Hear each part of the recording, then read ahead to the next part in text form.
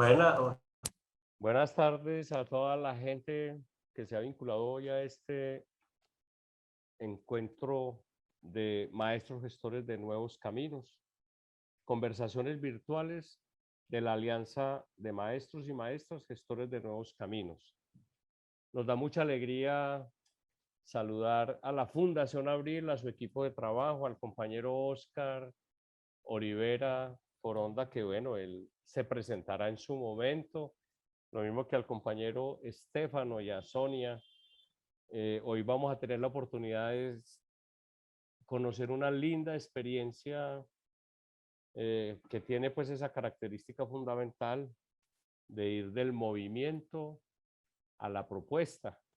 Siempre recuerdo que Oscar decía, no puede haber protesta sin propuesta. Y yo creo que hoy estamos viendo la materialización de una linda experiencia que nace pues en la Guerra del Agua y los detalles los conoceremos pronto. Quiero que mi compañero pues de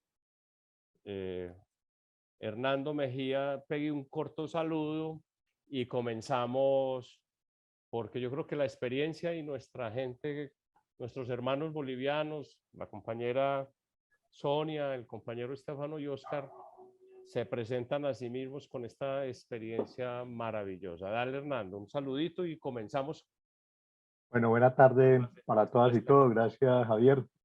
Igualmente, con la satisfacción de encontrarnos de nuevo con Oscar, quien estuvo acompañándonos acá en los años 2006-2007 en el proceso de referendo del agua, en toda la lucha que dimos como ciudadanos y ciudadanas de este país para tener el derecho humano fundamental al agua en un referendo que trabajamos desde varias organizaciones sociales, desde las comunidades, desde los territorios, que logramos en la conversación con Oscar y la gente de Bolivia orientarnos, recolectar las firmas exigidas para el referendo, pero sin embargo el Congreso colombiano enterró ese proyecto de referendo y no fue posible que se materializara.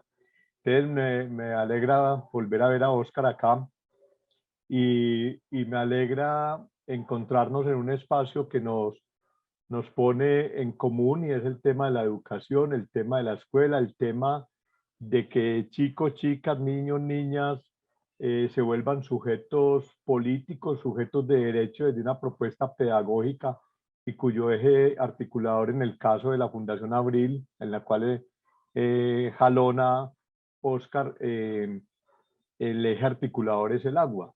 Y detrás del agua va otra serie de componentes importantes dentro de la vida de las comunidades. Por eso hemos llamado este encuentro En la escuela reflorece la comunidad con solidaridad y autonomía, porque pensamos que la escuela sigue siendo un escenario importante para que construyamos esas subjetividades y hagamos con chicos, chicas, un propósito de unas nuevas ciudadanías.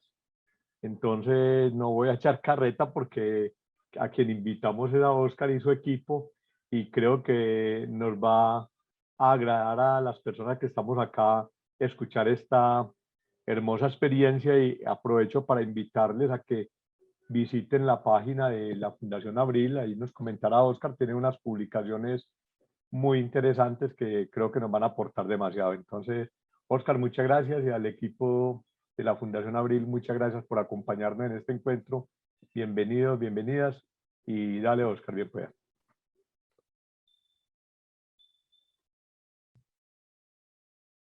Micrófono, Oscar.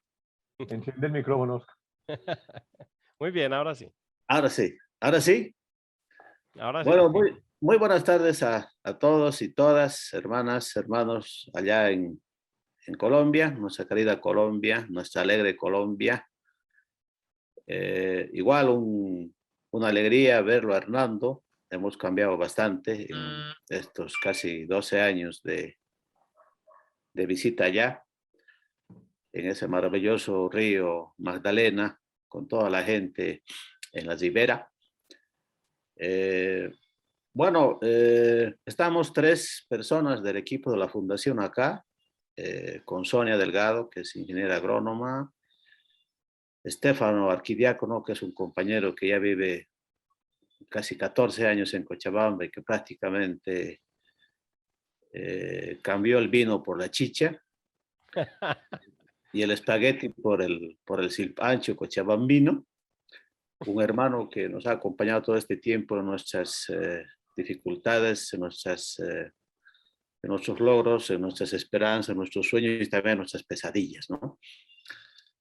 Yo quisiera empezar saludando también a los maestros y maestras, a quienes pues les rendimos nuestro homenaje, porque siempre está un espacio no solo de transmisión de valores y conocimientos a los alumnos y alumnas, a los estudiantes en realidad, sino también está un espacio de formación, la gran responsabilidad que tienen maestros y maestras en las escuelas, una labor tan noble, tan generosa, tan solidaria, pero también tan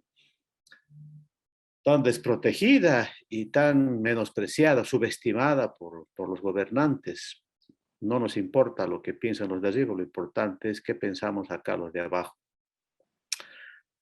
Y quisiéramos empezar con un pequeño videíto que trata del trabajo de la Fundación en términos muy simples, a qué nos dedicamos y por qué estamos haciendo todo lo que estamos haciendo hasta el día de hoy. Entonces, si Diego nos puede generar ese pequeño video de 2 minutos, por favor, Diego. Agua. Aqua. Uma. Water. Yaku. Agua. Aqua. Uma. Water. Yaku. Agua.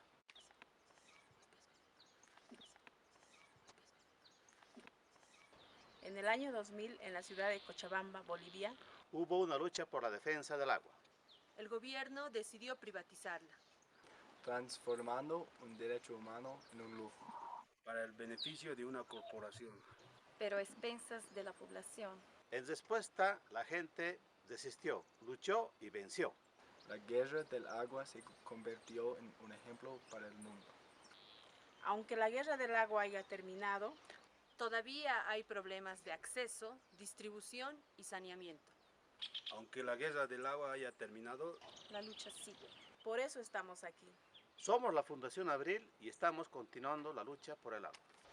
Nos organizamos para reconstruir la comunidad. Y para convivir con la naturaleza desde la ciudad. Trabajamos juntos. Jóvenes, niños y niñas, madres y padres de familia y maestros. Para captar y almacenar agua de lluvia. Para producir alimentos saludables en las escuelas. Para que una nueva generación de jóvenes Siga luchando por una vida digna y en armonía con la naturaleza. Aunque esta tarea no termina con nosotros, todos tenemos que recordar la importancia del agua en nuestras vidas. no solo como un derecho humano, sino también como un bien común, porque la lucha del agua es un deber de todos y todas. El agua es la vida. Water is life. El agua es la vida. L'acqua è vita. El agua es la vida. Yaku Kausanapa. Eso también sale en el blooper. Ok.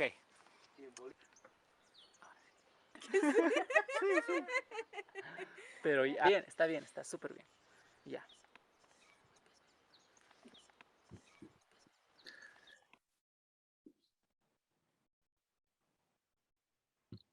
Bueno, esta es una pequeña introducción de lo que estamos haciendo ahora como continuación de esa enorme movilización que el pueblo cochabambino tuvo el año 2000, hace 21 años.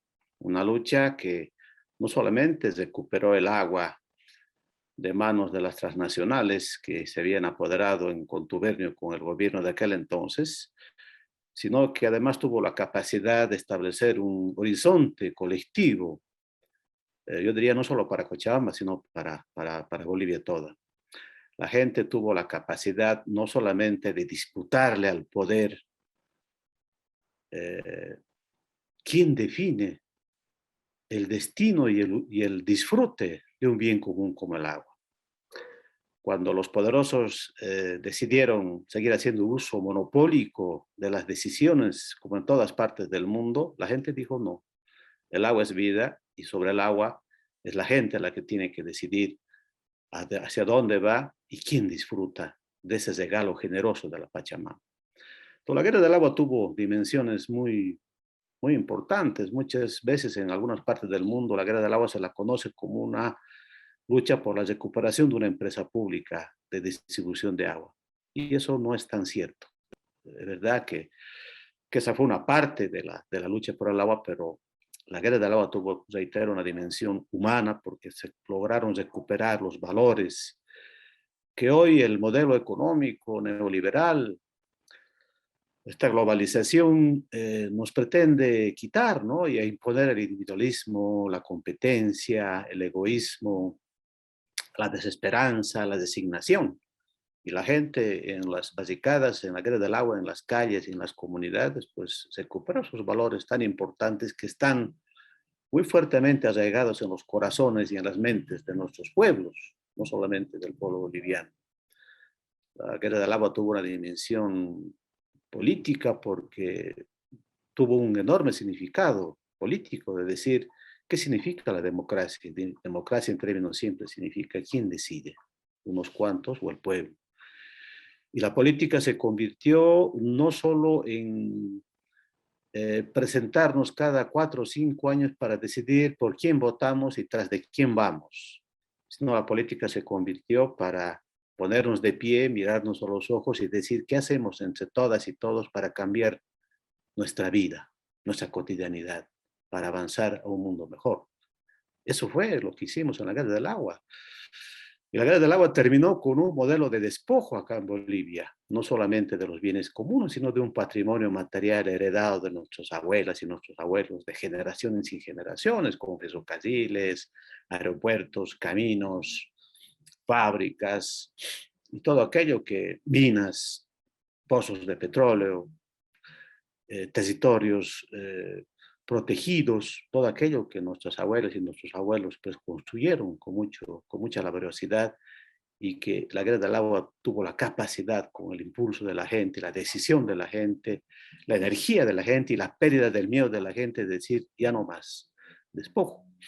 Y se cambió pues en un modelo económico y se cambió un modelo político basado en los partidos políticos y la política se convirtió en la capacidad movilizadora de la gente para acercar justamente a esa institucionalidad estatal pública que no ya no sirve para nada e imponer desde afuera y desde abajo un destino colectivo en beneficio de la población. Creo que en pocas palabras la guerra del agua fue eso y inspiró y sirvió para inspirar, para levantar el ánimo, para recuperar la esperanza en muchos pueblos del mundo que vieron que un pueblo pequeño pues tuvo la capacidad de enfrentarse a gigantes como el Banco Mundial, la Bechtel, la policía, el ejército y los gobiernos que son cortados con la misma tijera en todas partes.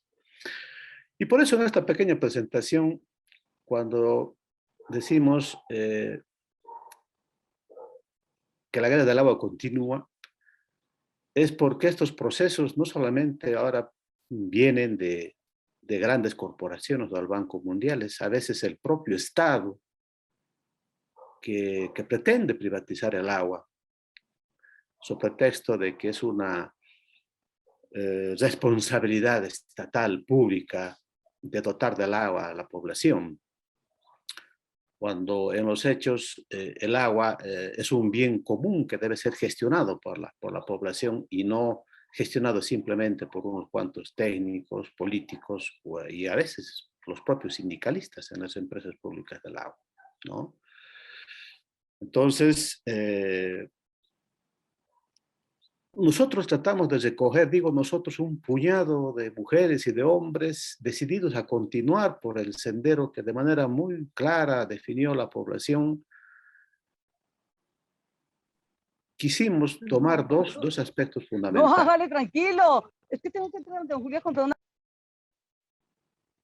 Y fueron, primero, la gente definió el agua como bien común, la gente definió el agua como un ser vivo, y ante todo la gente al considerar el agua como un ser vivo, definió con claridad que el agua no es simplemente para vivir. No podemos vivir del agua simplemente. Tenemos que convivir con el agua. Esa fue una primera enseñanza que la población, particularmente indígena y campesina, nos mostró. La convivencia, es recuperar la convivencia con el agua. Es tratarlo como a un ser vivo, como lo que es. Hablarle, comprenderle, cuidarle, dejar que nos cuide, ¿no? Y el segundo elemento, que el agua no, y el ser humano no está ajeno a la naturaleza, sino que somos parte de ella. Es decir, la segunda enseñanza viene de esa convivencia armónica con la naturaleza que debemos recuperar hoy. Y si no recuperar, por lo menos seguir profundizando esa relación armónica con la naturaleza y que en términos muy simples, como nos dicen los niños en las escuelas, pues es escuchar a los pájaros, ver dónde pusieron las ranitas sus huevos en un riachuelo, ver cómo es la forma de las nubes para saber si va a haber nevada o va a haber viento.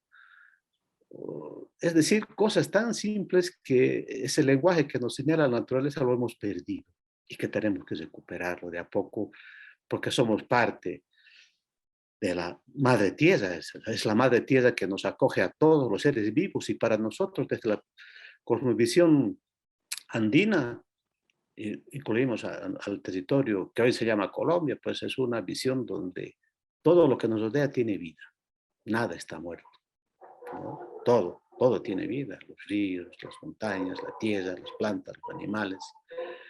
Y el hombre jamás puede colocarse encima de los seres vivos porque es parte de esa naturaleza que la Pachamama de manera tan generosa nos ha extendido como un manto para que podamos convivir entre todos. Y el agua es la sangre de la madre tierra.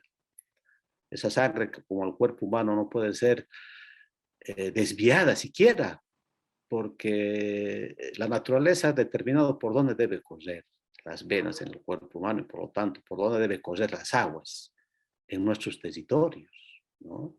Y si tenemos que desviar un hilo de agua, pues tendremos que dialogar con el agua, con la Pachamama, con las comunidades que se verán afectadas por el desvío y pedir permiso, establecer una ceremonia de convencimiento con el agua, y eso lo hemos visto en muchas partes, acá en Bolivia, particularmente en los pueblos indígenas, ¿no?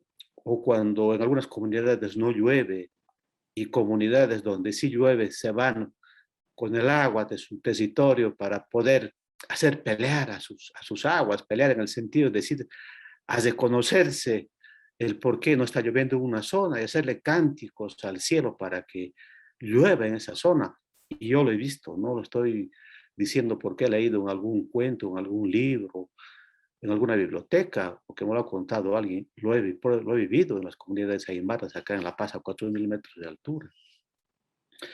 Entonces, la convivencia con el agua para nosotros es fundamental en la restitución de esta convivencia con el agua. Y el otro es pues la naturaleza, la tierra, particularmente la tierra, ¿no? Y de la tierra es nuestra madre porque en ella podemos construir nuestras viviendas, nuestras escuelas, nuestros hospitales, nuestros lugares de reunión, de esparcimiento. Podemos ocupar para que nos pueda dar alimentos, sembrando, plantando, regando y cosechando. Es a la tierra donde vivimos después que nos morimos físicamente en este planeta. Es decir, tenemos que restituir, restablecer esa convivencia con la tierra. ¿Y cuál es el espacio que nosotros nos hemos fijado o hemos encontrado caminando por la vida? Ese espacio para nosotros son las escuelas, frente a una institucionalidad social, política, que tiene que cambiar, y no va a cambiar desde arriba, va a cambiar desde abajo. Una institucionalidad sindical, por ejemplo, cívica, partidaria, que ya nos responde a la población, que dejaron de ser las correas de transmisión entre esa población y el Estado para que las cosas cambien, como hace 50 años. Es más, el Estado ya no es un Estado nacional, es un Estado ocupado por las grandes corporaciones, porque quienes deciden son las grandes corporaciones y no los gobernantes, que los elegimos cada 4 años para que nos sigan masacrando, más o menos intensamente, como está ocurriendo en nuestros pueblos. Entonces, nosotros creemos que antes que ir pensando en cosas grandes, tenemos que pensar desde dónde estamos hablando. Estamos hablando desde el llano, desde los lugares donde hemos ido caminando y mirando atrás nos damos cuenta que hemos aprendido mucho, que hemos llorado mucho, que hemos reído mucho, pero que también no podemos de seguir construyendo, ni siquiera dando un paso a un costado, menos un paso atrás, ¿no? Y para nosotros un objetivo que nos hemos planteado de manera muy, muy trabajosa, quizás muy soñadora, es la reconstitución de la comunidad, la reconstrucción de la comunidad, de lo comunitario. En Bolivia, que tiene una tradición comunitaria ancestral, hoy podemos decir con mucha tristeza que las comunidades están desapareciendo, entendiendo como comunidad no solamente un grupo de gente que se reúne para lograr un objetivo común, sino comunidad con un espacio en un territorio determinado para construir la vida, ¿no? Para recuperar valores, para establecer vínculos de armonía con la naturaleza y entre todos nosotros, es decir, comunidad. Y hemos visto que la institucionalidad actual ya es casi difícil reconstruir la comunidad en espacios territoriales tradicionales, consolidados, en pueblos, en cantones, en ciudades como acá en Bolivia. Hemos visto que las escuelas pueden ser un espacio con los niños y las niñas de reconstruir la comunidad con estas dos herramientas fundamentales. La cosecha del agua de lluvia, la convivencia ante una aguda escasez en Cochabamba de agua, el agua se convierte en una alegría, una esperanza, ¿no? Entonces, cuando logramos cosechar el agua de lluvia, producto de la caída en los techos de las canchas deportivas de las escuelas y que esa agua puede escurrirse en grandes depósitos, cisternas llamamos acá, para acumular en la época de lluvia, que aquí apenas dura 3 meses, y poder utilizar el agua después, con el permiso obviamente del agua, en el riego de los huertos de las escuelas o en el uso sanitario en las propias escuelas, realmente es una satisfacción y es una alegría, ¿no? Es decir, aprender a valorar el agua, convivir con el agua, hablar con ella, la importancia de cuidar el agua, de gestionar el agua, la importancia de hacerse cuidar con el agua y cómo el agua puede generar salud, puede generar alegría, puede generar participación, puede generar armonía, puede generar comunidad cuando se requiere algo que viene del cielo, que no tenemos que cavar pozos ni esperar que los grandes técnicos e ingenieros traigan el agua hasta nuestros barrios o nuestras comunidades. Esa es un poco esa herramienta del agua, la cosecha de agua de lluvia en las escuelas, algo muy simple de crear un pequeño sistema de acumular el agua de la lluvia, pues nos ha producido grandes satisfacciones de recomponer comunidades, de establecer vínculos territoriales y de convivencia social, hacer desaparecer las jerarquías entre dirigentes y dirigidos, entre maestros y estudiantes, ¿no? Es decir, ha horizontalizado esa relación porque todos hemos trabajado en base a algo común. Y la otra herramienta, la herramienta de los huertos escolares, ¿no? El huerto no solamente como un espacio territorial donde vamos a producir los alimentos, vamos a sembrar, plantar, regar, producir, cosechar y consumir sanamente, sino como un espacio de vida también, ¿no? Un espacio donde podamos entender todos cómo es posible que un puñado de tierra puede generar tanta vida, tanto sabor, tanto olor, tanta energía, ¿no? y cómo el huerto escolar y la cisterna de cosecha de agua de lluvia pueden convertirse en herramientas pedagógicas, no solamente para recuperación de valores con los niños, de poder organizarse democráticamente, de poder generar liderazgos colectivos, de poder recuperar los valores de cooperación, de solidaridad, de reciprocidad, de respeto, de transparencia, y también el hecho de poder revalorizar el trabajo del campesino, el trabajo con la tierra, el trabajo del plomero, el trabajo del ingeniero, el trabajo intelectual y el trabajo manual, fundamentalmente concentrado como el trabajo con un proceso de transformación, de creación, de vida, ¿no?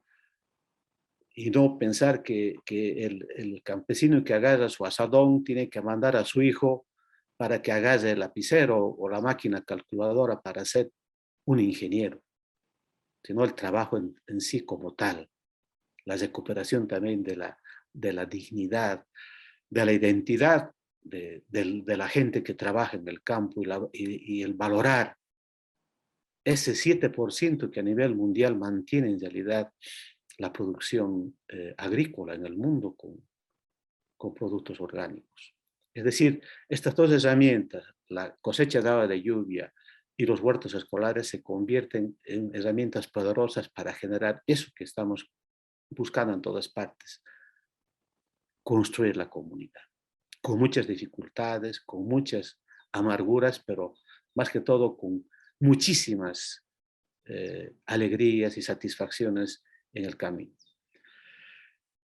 La pandemia un poco nos ha frenado en este ímpetu laborioso, alegre, inspirador, recargador de energías, como llamo, de trabajar con los niños, donde no solamente los mayores compartimos nuestras experiencias, nuestros caminos recorridos, ¿no?, nuestros valores recuperados de nuestros abuelos para transmitirlo a nuestros hijos y a nuestros nietos, sino también cómo aprendemos de ellos algo que hemos olvidado, de ellos y de ellas, ¿no?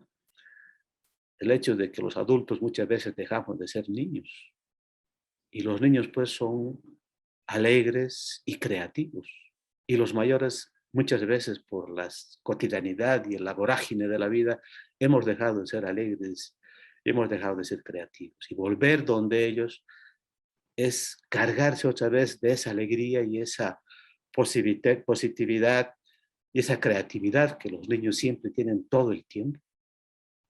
Reaprendemos también de ellos y podemos generar y discutir en el huerto y en las cisternas problemas de aritmética, de matemáticas, con cálculos de superficies, de volúmenes. Podemos hablar sobre química, la composición de la tierra, nuestros insecticidas orgánicos, qué cualidades tienen, y podemos hablar de la historia, conociendo la historia de nuestros países, las terrazas ecológicas de nuestros abuelos incas, ¿no? Cómo el agua escurría por nuestros ríos y riachuelos de manera transparente, y cómo ahora nuestros ríos están contaminados y están en permanente agonía en todas partes del mundo. Es decir, podemos recuperar esas historias, porque recuperar la historia también es recuperar nuestra dignidad, recuperar y construir nuestro presente y nuestro futuro al recuperar nuestra historia. Como decía una compañera indígena, el pasado es como un espejo. No hay que mirar atrás al pasado, hay que mirarlo a un espejo de frente a nosotros y preguntarnos qué hemos hecho en todo este tiempo para seguir avanzando. Es decir, esto de los huertos y la cosecha de agua de lluvia nos permite incorporar esto que puede ser místico, que puede ser romántico, en lo concreto.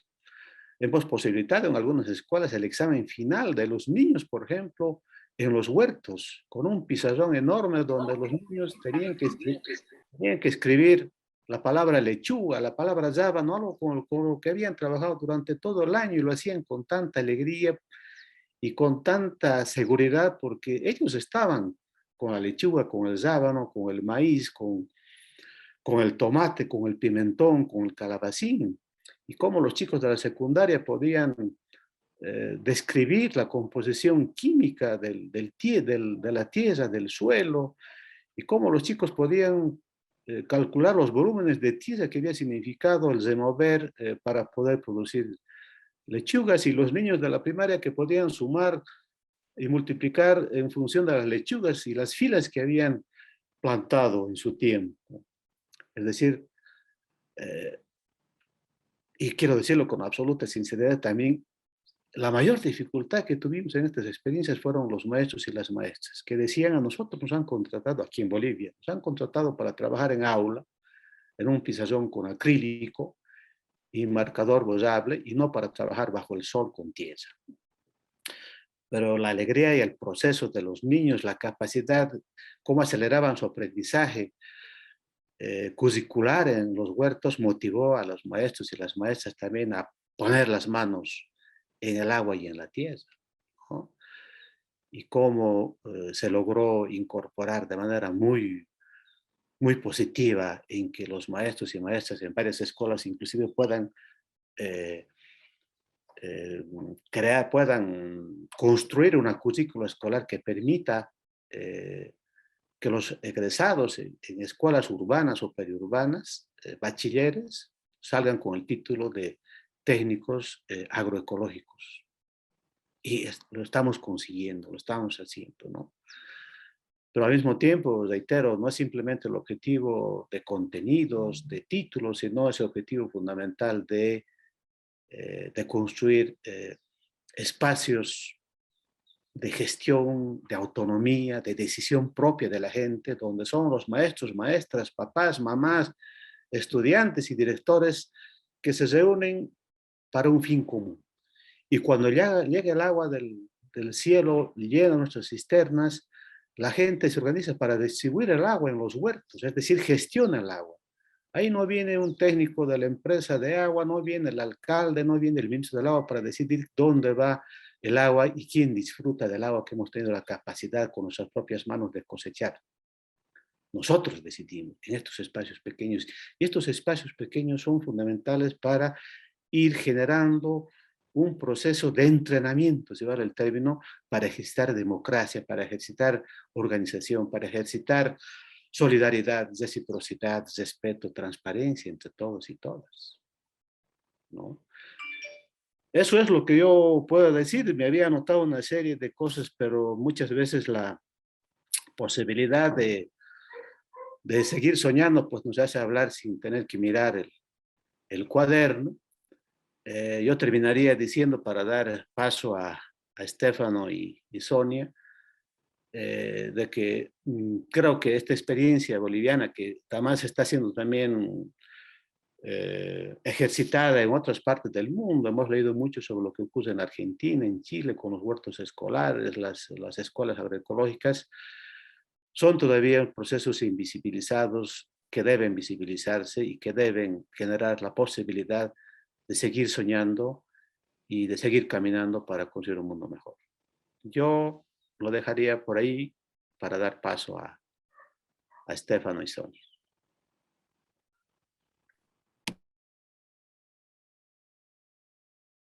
Muchas gracias, Oscar.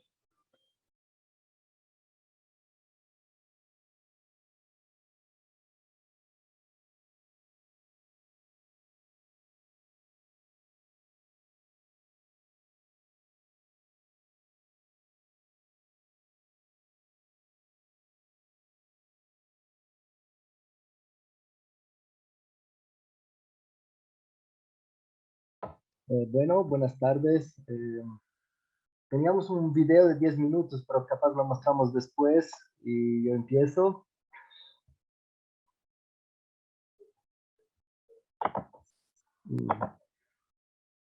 Estudiantes. El proyecto nace desde una perspectiva política que hemos trabajado durante muchos años en la Fundación Abril, de construir comunidad, ¿no? De trabajar pues a partir de la tierra, el agua, los barrios, los sindicatos, la organización. La fundación vuelve, como diríamos, a las raíces de esta acción que nos permita construir un mundo con alegría, un mundo con participación, un mundo con acción colectiva, un mundo con reciprocidad, con solidaridad, con transparencia, con respeto, con mucho cariño. Y ese mundo creo que está fundamentalmente en los niños, en la gente que toda su vida ha estado luchando por cambiar sus condiciones de vida, y ante todo en la madre tierra del cual somos todos sus hijos y sus hijas.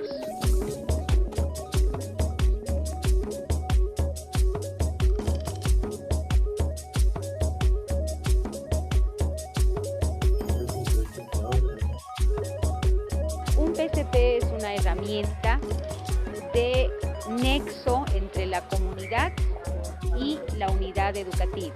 Es una herramienta que debemos utilizarlos para crear esa relación y un trabajo coordinado entre lo que es la comunidad educativa y los mismos estudiantes dentro de la unidad. Nuestro PSP en esta gestión y ya desde la anterior está enfocado prácticamente al fortalecimiento de la conciencia ecológica. Trabajamos la conciencia ecológica a través de la construcción de huertos escolares. El huerto es un espacio de vida, pues es un espacio de encuentro. Es un espacio de reconocimiento entre nosotros y de restablecimiento de una relación armoniosa con la naturaleza. No existe, yo diría, otro lugar que nos otorgue estas características de construcción de la vida. En un huerto estamos produciendo vida, estamos recuperando nuestra relación directa, no solamente espiritual, sino material con la Madre Tierra. Estamos recuperando nuestras capacidades de convivir con el agua y estamos estableciendo estos valores que, reitero, los hemos ido perdiendo de a poco. ¿De qué manera hemos trabajado los huertos escolares? Categorizándolos de acuerdo a los diferentes años de escolaridad. Para los primeros años de escolaridad, a partir de inicial hasta un segundo año, hemos trabajado con los huertos verticales, que ya los tenemos construidos.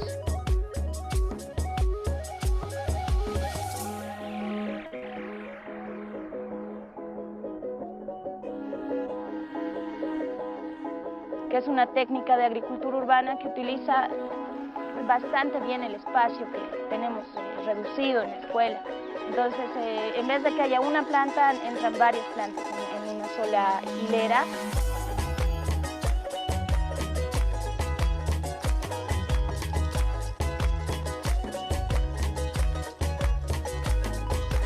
Y los niños han podido conocer desde el proceso de la siembra, lo que es el cuidado de la planta, incluso la cosecha. Y lo interesante también es que han consumido las hortalizas que ellos mismos han producido. Los niños del tercer año a cuarto han ido trabajando lo que son los pies cuadrados. Son huertos en caja que aseguran una diversidad de producción porque no se pone una sola planta. En los huertos de pie cuadrado se utilizan varias tipos de plantas y ellos igual han visto ahí desde el proceso desde la semilla o el trasplante, todos los cuidados que requiere la planta, los deshierves, los problemas que han encontrado. Entonces igual ha sido como reconfortante cuando por fin han cosechado y han podido comer las hortalizas que ellos mismos han producido. Y los niños de sexto y quinto están trabajando con lo que son las camas biointensivas, ¿no?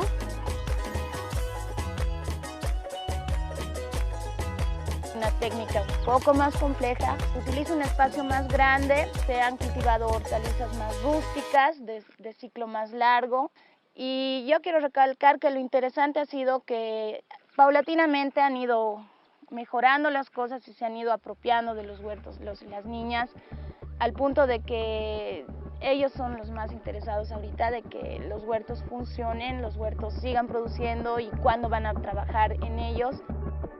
Yanina Daniela Villegas Huanca. Ada Nandi Quispesejas. Brian Lucio Arcemeo. Nena Nianondra Salguero Solís. Yo me llamo Rodrigo Barba Gutiérrez. Me llamo Leandra Lucet Campos Aguayo. Me llamo Hermógenes Lozano Sánchez. Mi nombre es Pamela Luisaga Villegas. Yo me llamo Norman Rea Mamani. Y yo me llamo Víctor Hugo Gaspar Siles. Estamos en sexto A. Hemos trabajado muy duro para convertir esto en un huerto. A ver, primeramente, aquí era un basural. Esto era un desastre, había mucha basura, no estaba cuidado. Luego hemos juntado toda la basura para botar a un lado. Luego fuimos sacando las hierbas y las piedras. Casi hemos empezado a buscar ladrillos botados por ahí. Hemos puesto los ladrillos.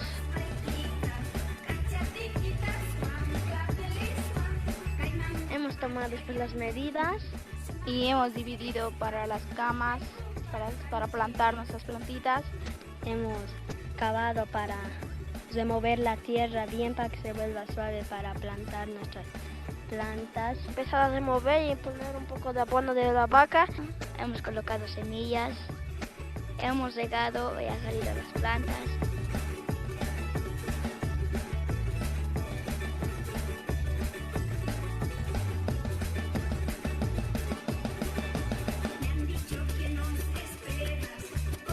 Las hojas que estaban mal cortábamos, o algunas raíces que estaban mal, digamos, lo cortábamos, lo sacábamos. Hemos sacado las hierbas malas. Hemos regado para que las verduras crezcan y hemos cosechado igual.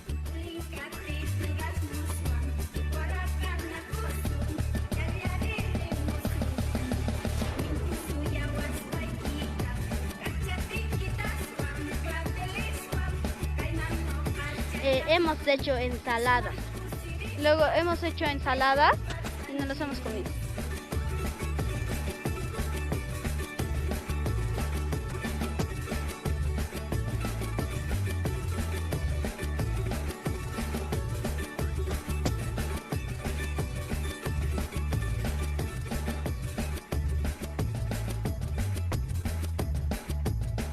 Me ha gustado de mover y plantar.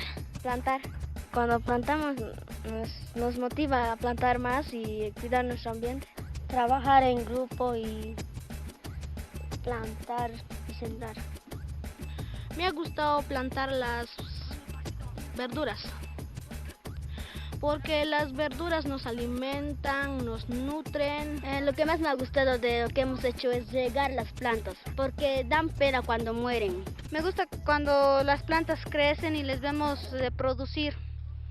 Cosechar, porque es para algo para comer.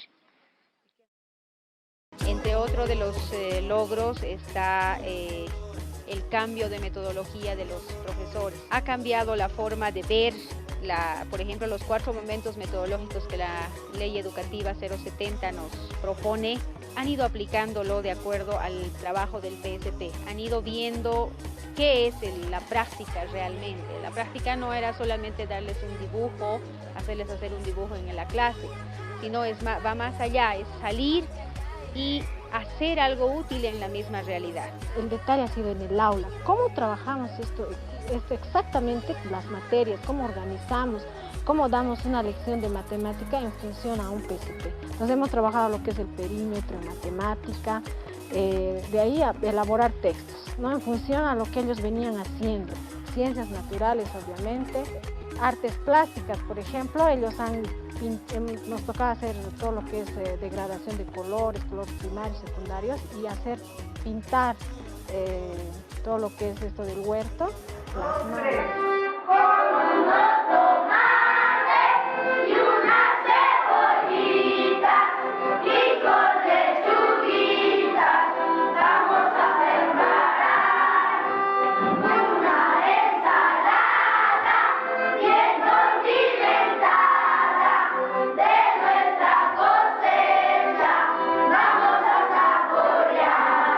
Como herramienta pedagógica se ha instaurado el huerto escolar como una herramienta de muchas vertientes en el tema de transmitir varios conocimientos integrales respecto de la vida, respecto de la ciencia también, respecto de la técnica. No se está segmentando la educación de los chicos, se está trabajando de manera integral desarrollando todas y cada una de las capacidades de cada estudiante. Es crear otra forma de aprender.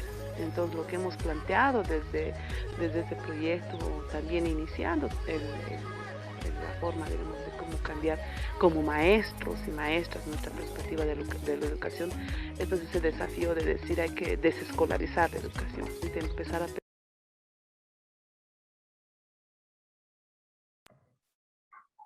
Bueno, compañeros, compañeras, hasta ahí hemos cortado el video porque es mucho más largo, pero le hemos puesto el enlace para tener tiempo también después para conversar. Entonces, bueno, ahora yo quería hacer una pequeña presentación, otro ángulo de este proceso. Primeramente, igual agradecer la invitación, decirle que estoy muy feliz de poder compartir con tantos maestros y maestras que yo considero el pilar de nuestra sociedad. Entonces, voy a compartir pantalla. Espero que se pueda ver.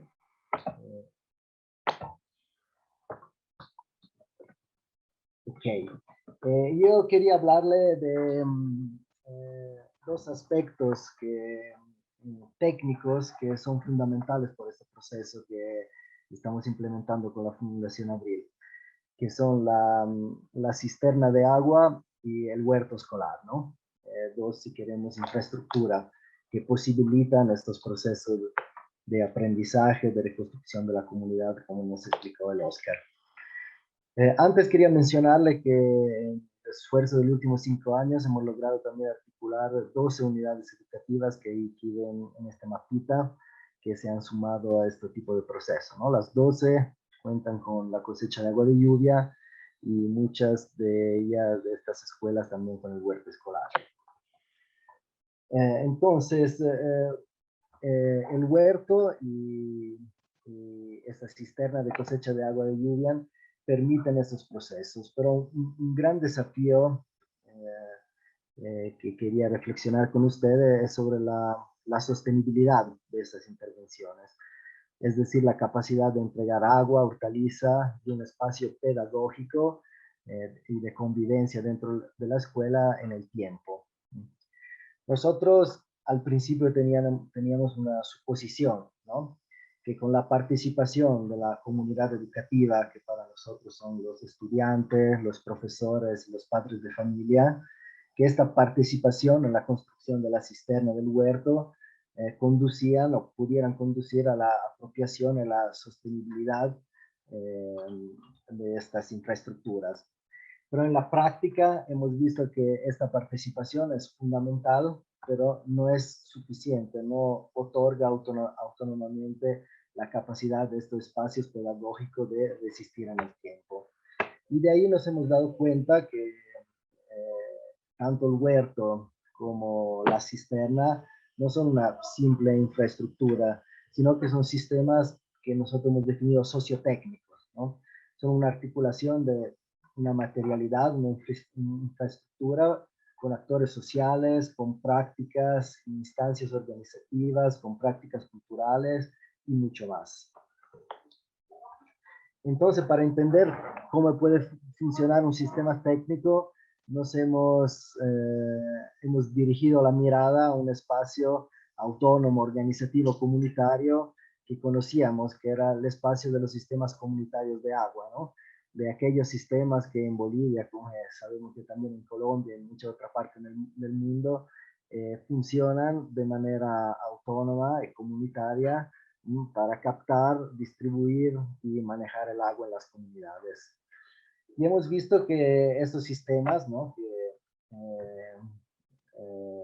Que se construyen ¿no? Al margen, digamos, del Estado, al margen de esta institucionalidad, adentro de la dinámica, del espacio, del campo comunitario, es muy importante la determinación de derechos y obligaciones, ¿no? De la comunidad, de los, digamos, de los comunitarios frente a la infraestructura hidráulica. Y estos derechos y obligaciones muchas veces se originan de las inversiones, en su sentido más amplio, de la comunidad en cuanto al trabajo comunitario, recursos, también recursos económicos, pero también recursos no materiales como simbólicos, rituales. Es decir, las inversiones que hace la comunidad se traducen en derecho y obligaciones. Entonces, quien ha realizado esta inversión también tiene un derecho en utilizar la infraestructura y también una obligación en cuidarla y mantenerla. Y de eso nace lo que nosotros llamamos estas relaciones de propiedad hidráulica, es decir, la interacción de tres subsistemas, el sistema de la infraestructura, el sistema de la organización y el sistema de la normativos, de las normas que establece y que decide la comunidad. Y así que lo hemos sistematizado con este triángulo que nosotros lo utilizamos cuando trabajamos en las escuelas para ver si las cosas están funcionando o no, o dónde están los problemas, ¿no? Entonces entendemos que los huertos y las cisternas, si funcionan, tiene que ser igual alineado con una forma organizativa dentro de la escuela que los hace funcionar, y también con una serie de normas y reglas que adentro de la misma comunidad educativa permiten hacer funcionar esta infraestructura. Para un poco aterrizar de lo que estoy hablando, capaz de manera muy teórica, le quería hacer un ejemplo de una de las escuelitas con la que trabajamos, la escuela Octavio Campero, que se encuentra en el barrio periurbano. Lo ven aquí marcado con el amarillo abajo en el mapa, en la comunidad de Asilumarca. Ahí, por ejemplo, hemos visto que hay, en cuanto a la cisterna, hay una infraestructura y la funcionalidad de la infraestructura está garantizada por el trabajo de uno de los padres de familia, que se llama Wilson, un papá muy hábil, muy solidario, que realiza toda la operación y mantenimiento de la infraestructura, pero también con la ayuda para hacer los trabajos más grandes de toda la comunidad en la forma del trabajo comunitario. Y también hay 3 profesores que se hicieron cargo de operar la bomba, ¿no? Que permite de llevar el agua a los huertos, y con el apoyo también de la Fundación Abril en las actividades de operación y mantenimiento de la infraestructura. Pero también se han realizado o se han determinado toda una serie de normas. Entonces la comunidad ha definido que el agua se puede utilizar para regar 14 huertos escolares, que cada curso puede regar 10 minutos 2 veces a la semana su huerto. También hay un sistema de multas si, por ejemplo, los padres de familia o no vienen a realizar el trabajo comunitario que se define, y también ¿no? el compromiso que 2 veces al año los padres de familia realizan la limpieza y el mantenimiento del sistema. Y también hay una serie de prácticas organizativas que permiten a la infraestructura de funcionar y a estas normas, que se cumplan estas normas. Entonces hay reuniones constantes entre los profesores, los padres de familia y la Fundación Abril para negociar las decisiones, y también la asamblea de los padres de familia como el espacio formal donde se aprueban estas decisiones y se hacen cumplir en toda la comunidad educativa. De este modo, vamos trabajando en las escuelas. Este que le he presentado es una escuela modelo, ¿no? Otras tienen más dificultades en proceso. Es un proceso en devenir, porque estas relaciones entre 3 subsistemas son relaciones que se transforman y se reconfiguran constantemente en el tiempo.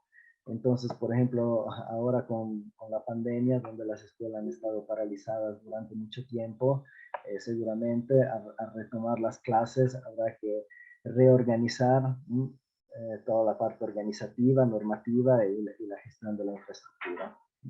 Pero esta tarea consideramos que sea fundamental para que estos espacios pedagógicos no sean vinculados a un esfuerzo ¿no? de la Fundación Abril en el tiempo, más puedan de poco a poco institucionalizarse dentro de las unidades educativas, de las escuelas y garantizar un espacio de aprendizaje diferente que se mantenga en el tiempo.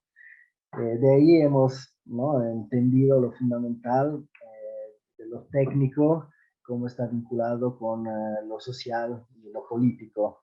Y le dejo con esta foto, que es una foto de una red de escuelas que se ha creado aquí en Cochabamba, en Bolivia, la red para Yaquitu, de estas dos escuelas, a lo que participan profesores, padres de familia y algunos delegados de los estudiantes, que también se convirtió en un referente político, ¿no? En encuentros con autoridades para demandar que las autoridades competentes puedan solucionar algunas problemáticas de las escuelas, especialmente en la zona periurbana y rural, donde estas unidades educativas muchas veces son olvidadas y desatendidas por las autoridades. Eso era lo que quería compartir como otro ángulo, ¿no? Para visualizar este proceso que se ha realizado en Cochabamba. Y quisiera dejar ahora la palabra a mi compañera de trabajo, Sonia, que es nuestra agrónoma de la Fundación Abril, que nos va a hablar un poco más sobre la parte ¿no? de los huertos familiares en las escuelas. Entonces, le agradezco mucho y después estoy a su disposición en el conversatorio.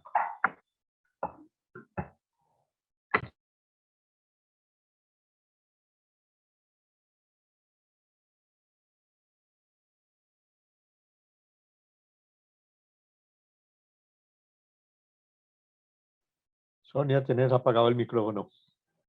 Perdón. Muy buenas tardes, ¿no? A todos, hermanos y hermanas, de todos los que nos están escuchando detrás de la pantalla. Y bueno, yo también no voy a compartir un poquito de mi experiencia, no para ver más que todo la producción que hacemos, ¿no? En la parte de agroecología. No sé si puedo presentar, a ver, mi pantallita.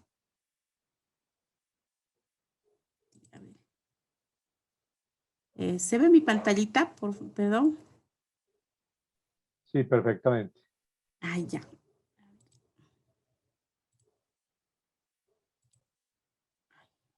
Ay, no sé, ya pasó. Ya, entonces, bueno, un poquito les voy a hablar, ¿no? Sobre la experiencia que hemos tenido con los huertos escolares, con las familias, también con comunidades que trabajamos. Bueno, yo les voy a hablar un poquito de una pequeña introducción de parte de la agroecología. Más que todo, ¿no? Es bueno, ¿qué es la agroecología? ¿No? Es la base en la que la aplicación de principios básicos de la ecología, el diseño y manejo de los agroecosistemas sostenibles. Y dentro de los principios de la agroecología estamos, ¿no? Con la conservación de los recursos naturales agrícolas. Y justamente eso es lo que aplicamos también, ¿no? En las escuelas, en los huertos escolares, en los huertos familiares, donde estamos actuando como Fundación Abril. Y hablando un poco de conservación de recursos naturales y agrícolas, tenemos, por ejemplo, el suelo, ¿no? Como nos dice, el suelo es un medio donde la planta se provee de agua, sustancias minerales, oxígeno. Es muy esencial para el crecimiento y desarrollo de la vegetación, ¿no? Y productivo, y al mismo tiempo cumple también la función de soporte.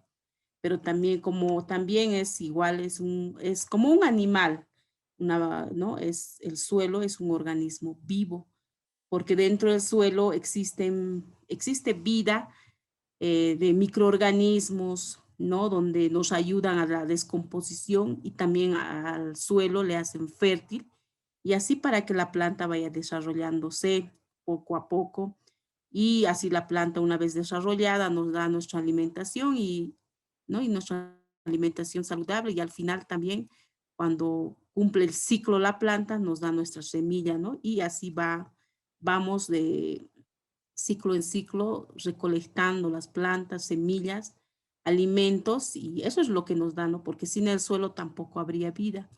Entonces, ¿no? Es un poco nos habla sobre el suelo y también sobre conservación del agua, ¿no? El agua también es una parte muy importante y vital para nosotros, como aquí nuestro hermano Oscar nos decía, el agua es, o sea, es parte de nosotros prácticamente, donde debemos cuidarla, ¿no? Convivir con ella, ¿no? Y tantas cosas que ha ido pasando durante todo este tiempo también ha ido reduciendo el agua, ¿no? Entonces, es lo que debemos hacer con el agua, conservarla, cuidarla y manejar un uso eficiente del agua, ¿no? Y también como parte igual de lo agrícola están las variedades genéticas, que a medida que hemos ido pasando el tiempo, se ha perdido las variedades genéticas, las semillas. Dependemos mucho de las tiendas agropecuarias, ya no producimos prácticamente nuestras semillas nativas, semillas que quizás nuestros antepasados han ido de lugar en lugar intercambiando, ya se han perdido esa genética, ¿no? De las semillas. Entonces es lo que queremos es recuperarla, conservarlas, refrescarlas, no se pierda esta genética y así para no estar dependiendo de las tiendas. Y prácticamente en las tiendas también ya encontramos semillas americanas, ¿no? Las famosas de Monsanto, o sea, prácticamente semillas que ya han sido, ¿no? ¿Cómo se le podría decir? Ya, que han sido ya mejoradas, ¿no? Entonces lo que nosotros queremos también es con todos los hermanos de la Fundación Abril, recuperar la genética, recolectar semillas desde las comunidades, conservarlas y volverlas a refrescar y volverlas, ¿no? A reproducir y volver a tener nuestras variedades genéticas. Después también hablamos dentro de la agroecología el uso de recursos renovables, ¿no? Donde, o sea, prácticamente todo tenemos que utilizarlos, no debemos desecharlos porque prácticamente cuando hablamos en esta parte del plástico que nos está inundando, estamos contaminando el medio ambiente, ¿no? Los lagos, tantos lagos que se están secando, peces muertos, ¿no? Entonces, parte también de la agroecología. Y también hablamos de la minimización del uso de productos agrotóxicos, ¿no? Entonces, también hay tanta producción de extensivo que utilizan prácticamente en avionetas o ya sea en ¿no? maquinarias muy fuertes donde los fumigan a nuestros alimentos, lo que nosotros consumimos con productos tóxicos.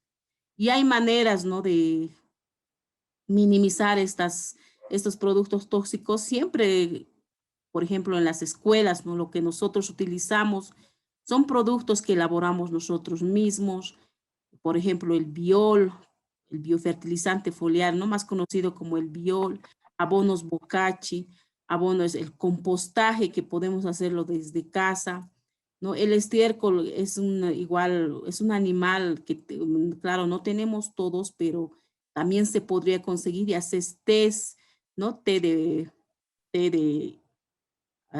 estiércol, frescos, entonces hay muchas maneras y así minimizamos el uso de productos tóxicos.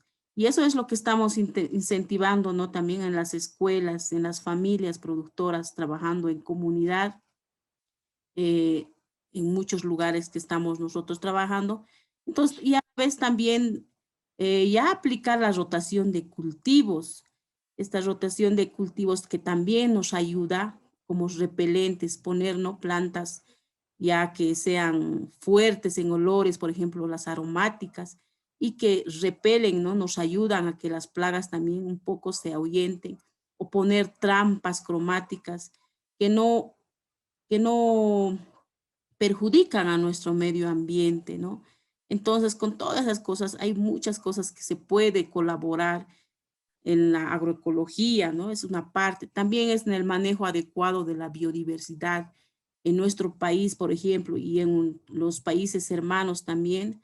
Yo sé que existen muchas variedades, la biodiversidad de los animales, plantas, biodiversidad de las hortalizas, ¿no? Existen tanta biodiversidad que poco a poco con la erosión de los suelos estamos perdiendo, con la contaminación de nuestro medio ambiente, los lagos secos, estamos perdiendo muchas cosas, ¿no? Y eso es lo que queremos también recuperar. También estamos con la maximización de los beneficios a largo plazo. Cuando hablamos de esa parte, por ejemplo, hacemos huertos, quizás en pequeñas escalas. Los primeros que se benefician en este son las familias con los huertos de hortalizas, por ejemplo, donde ya empiezan a consumir su mismo producto y lo excedentario ya lo comercializan, ya sea a su alrededor, al vecino, ¿no? Entonces empieza a comerciar y ya tiene un ingreso económico. No será mucho, pero ya existe un ingreso económico para su familia que le va a ayudar siempre, ¿no? Y también hablamos de la conexión directa entre los agricultores, ¿no? Hablamos, por ejemplo, con los agricultores, tratamos siempre de convivir con ellos, recuperar cosas ancestrales, ¿no? Por ejemplo, el huerto se convierte, como nuestro hermano decía, se convierte en un espacio de encuentro, de compañerismo, convivir con la parte, con una pequeña parte de la naturaleza quizás, pero ahí nos encontramos, reímos, nos alegramos. Entonces es parte de lo que estamos ya, porque prácticamente en las ciudades la tecnología también nos está consumiendo y estar en un huerto es parte de una alegría, ¿no? Y recuperar la cultura, oarnos, recuperar el aini, la minca, ¿no? Entonces todas esas costumbres que hemos estado perdiendo es parte de la agroecología, ¿no? Entonces prácticamente debemos recuperar y eso estamos haciendo en las escuelas con nuestros niños y en las comunidades donde nosotros estamos trabajando y tratando de que nuestros productores empiecen ya, porque existen varios siembras que ellos los realizan, pero extensivos en un solo cultivo, ¿no? Y tratamos de biodiversificar eso. Tratamos de que empiecen a hacer rotaciones de cultivo, asociaciones de cultivo, y es donde ahí entonces nosotros también estamos junto a ellos, trabajando de la mano siempre con los agricultores, porque prácticamente, como dicen, ¿no? O sea, somos lo que comemos en realidad, ¿no? Entonces debemos empezar a alimentarnos bien, ver de dónde viene nuestro producto, también valorar al productor que lo está produciendo, ¿no? Porque sabemos que también es un sacrificio llevar la parte de la agricultura, entonces siempre, ¿no? Agradecer al productor porque prácticamente ellos son los que nos están dando nuestro alimento, ¿no? Entonces, sería un poco, ¿no? De mi experiencia de todo lo que he estado hablándoles. Y bueno, ahora le daré, ¿no? Un poquito más para que amplíe a nuestro hermano Oscar Olivera.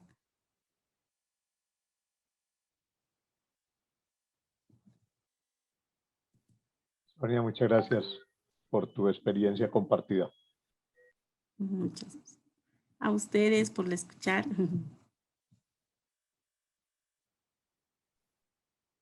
Dale, Oscar. Bueno, quisiéramos ahora que podamos establecer un diálogo con las hermanas y hermanos que están en este espacio para ver qué podemos compartir con ellos y qué nos pueden también compartir de cosas que seguramente han hecho, sus expectativas, todo aquello, Javier, Hernando.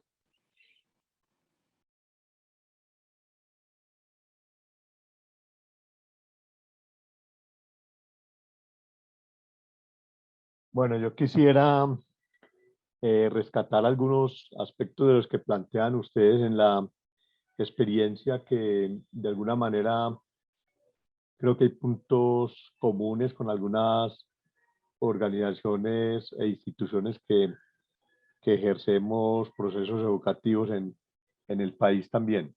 Me parece muy importante esa estrategia pedagógica, ese pretexto pedagógico de vincular a niños y niñas con la tierra, como lo planteaban ahorita, para que se revalorice el trabajo como un proceso de creación de vida, decía Oscar, y me parece muy valioso eso en sentido de lo que nos han impuesto desde un sistema dominante en términos a lo que significa el trabajo. El trabajo se homologa usualmente a un intercambio entre una fuerza o una producción o una creatividad frente a un recurso que normalmente es el dinero que se paga por la asunción de ese arte creativo, diría yo también, y entonces se ha mercantilizado la creatividad, se ha mercantilizado el recrear y transformar los territorios y transformar las vidas. Entonces me parece muy importante como lo plantean, como ese proceso de reivindicar el trabajo como un espacio creativo.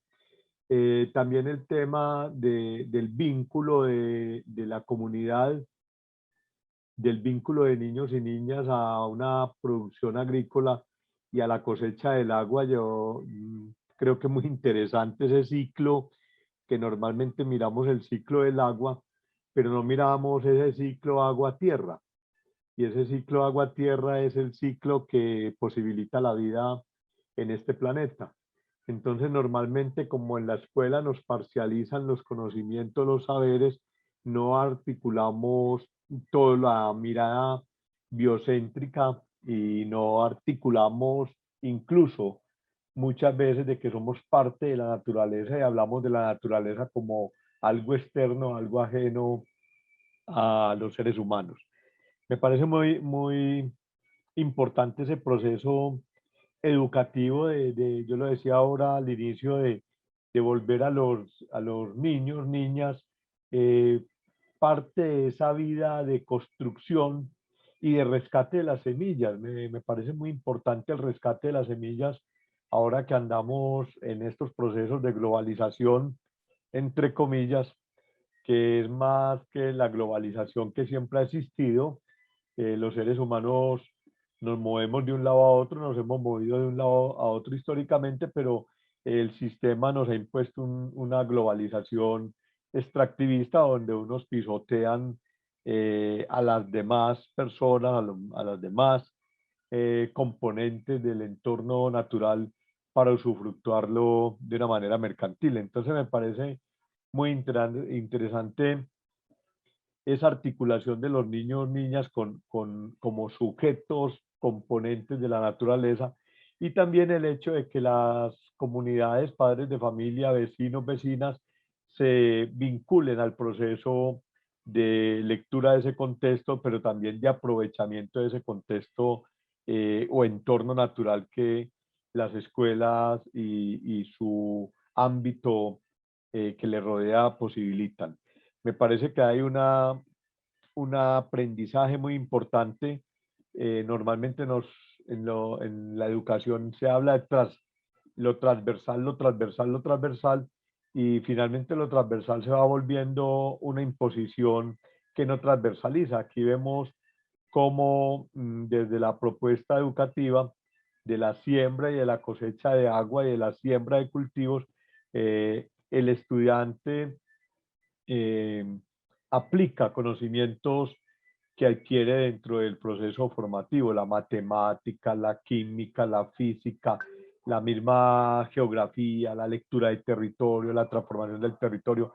A mí me parece ese hecho muy importante para fortalecer las propuestas educativas en términos de una educación que se vivencia en la cotidianidad, valga la redundancia, de la vida de estudiantes y familias.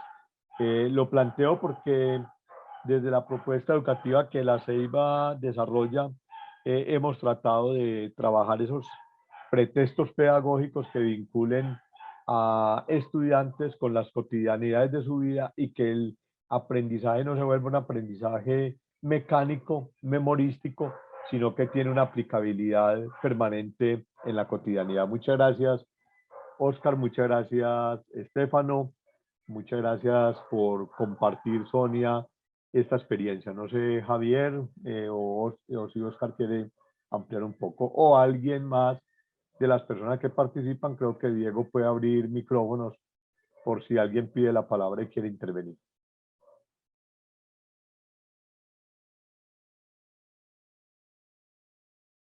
Javier, tenés apagado el micrófono.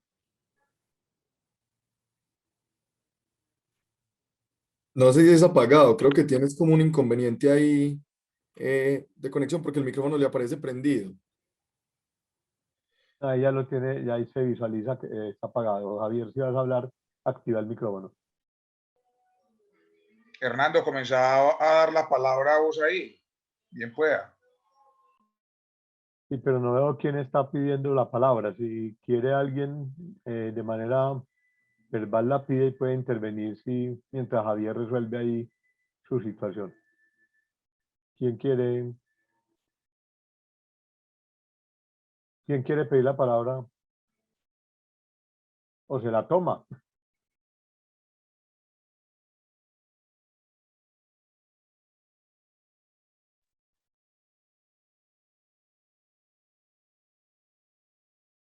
¿Nadie quiere intervenir?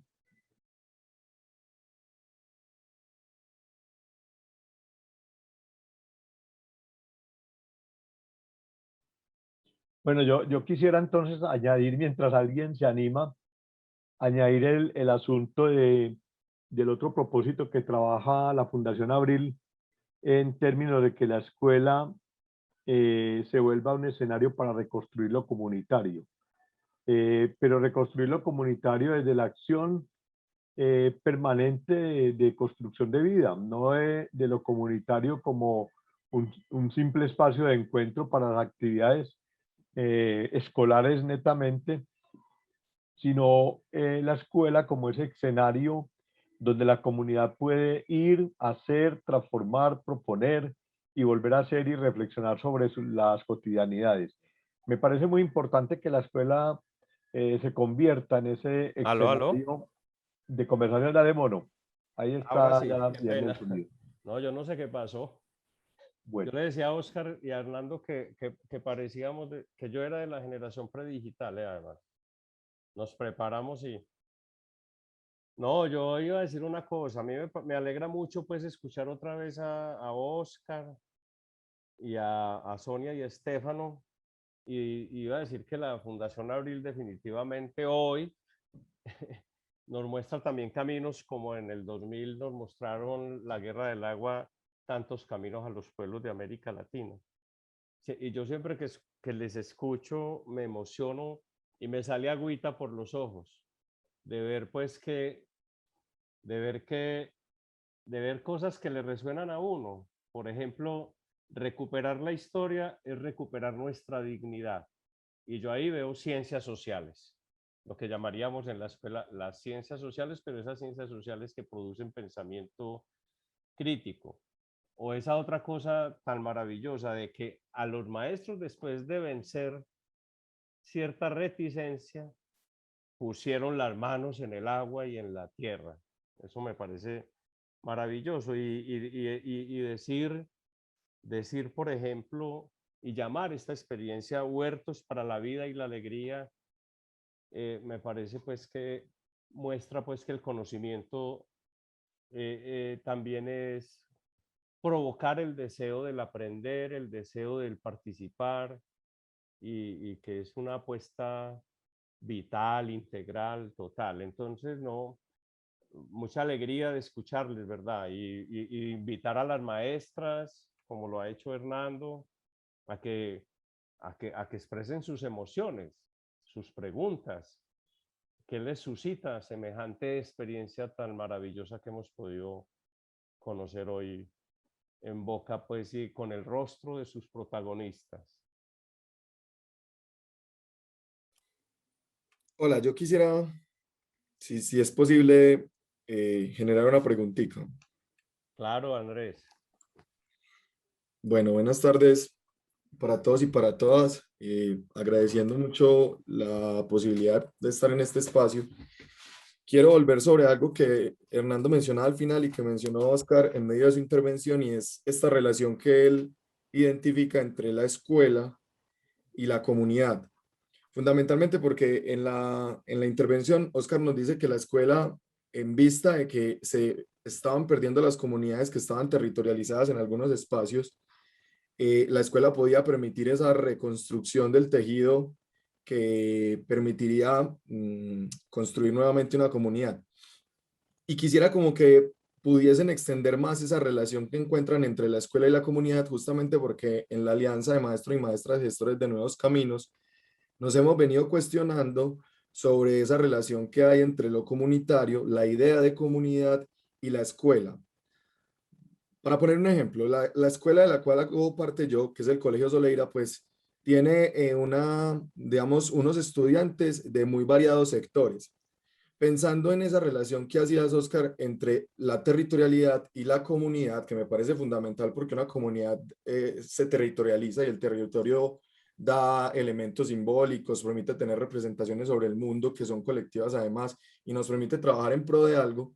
Es muy difícil concebir esa idea de reconstrucción de comunidad con 300, 400 estudiantes que habitan diferentes espacios y que además los espacios que habitan están determinados por esa deconstrucción de lo comunitario. Entonces ya ellos viven todos, bueno, somos de la ciudad de Medellín, la segunda ciudad más grande de acá del país, y es una ciudad que ha crecido mucho en términos de unidades residenciales donde la gente no conoce a sus vecinos ni siquiera, donde las reuniones que se hacen por las juntas de la unidad son para pelear y para mirar quién tiene el parqueadero más grande y quién tiene el parqueadero más pequeño. Entonces, veo como muy compleja esa relación entre lo comunitario y más bien muy compleja la idea de que la escuela pueda ayudarnos a reconstruir una comunidad pensando en esa lógica o en esa relación de la comunidad con el territorio. La veo muy compleja, pues desde lo que yo concibo está sucediendo en Colombia. Eso como por un lado. Entonces, si quisiera que nos extendieran más esa experiencia en Bolivia, de pronto preguntándote un poquito eso, Oscar, y al compañero y a la compañera. Las escuelas de las que hablan son escuelas que están en lugares donde, digamos, los estudiantes habitan también el mismo territorio, o se presenta la misma situación donde en la escuela confluyen personas de diferentes lugares que incluso pueden estar muy lejanas. Y pues conversar un poquito más sobre esa relación. Oscar, hay dos compañeras pidiendo la palabra. ¿Tú quieres que las escuchemos primero o...? Directamente lo que decía Andrés Javier. Sí es verdad lo que dice Andrés, ¿no? Nosotros hemos visto acá una escuela en concreto, una escuela muy, muy pequeña que está casi al centro de la ciudad, donde los niños son niños que vienen de otros territorios, ¿no? De otros barrios. Entonces, cuando se convoca una reunión de padres de familia, por ejemplo, para poder establecer turnos de trabajo, etcétera, es muy complicado, ¿no? Muy complicado. Es un proceso bastante largo en el que sí se puede construir algo de comunidad, ¿no? Pero es por eso que nos hemos ido un poco como yendo para las zonas periurbanas, donde los niños de las escuelas y las niñas pues viven en la zona.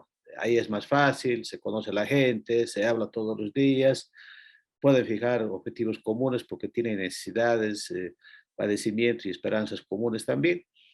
Entonces sí, es bien complejo, Andrés, eso sí, ¿no? En una escuela, como te digo, no sabíamos por qué los papás no participaban, no venían a las reuniones, no venían a trabajar.